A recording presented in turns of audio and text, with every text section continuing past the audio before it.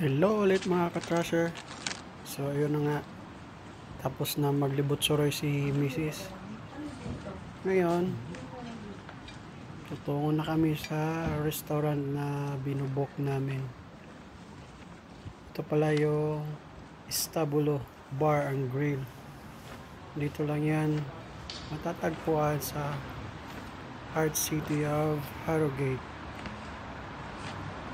So dito ang specialty nila dito mga trasher is steak. So nag-offer sila ng different kinds of meat steaks, chicken, sausage, beef, lamb, tapos unli din yung salad nila. So different varieties of salads. Andun yung salad corner nila. Like the Estabulo Merlot? The 175. Okay, yeah, number 17. So while waiting sa mag-iikot na magdadala doon sa yung steak nila, dito muna tayo sa salad nila mga ka-trasher. Ayan o. So iba't ibang klaseng salads yan na i-dress mo doon sa steaks mo. Hindi ko na lang i-mention lahat kasi ang dami yan eh. So ayun, unlimited yan. May rice din yan, may sauce din yan.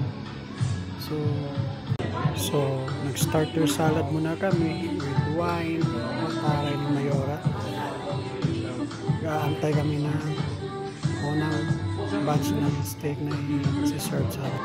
So ayan, dumating na yung chef nila. So bawat ikot niya ng mga ka-trasher, yan, nagsaslice, kuha ka lang. So basta hindi ka umaayaw, bibigyan ka talaga niyan. So well done, or rare or medium rare ang offer nila dito sa steaks. So basta ipit ka lang ng ipit ng karne dyan, kain na kain. Ayan pa oh.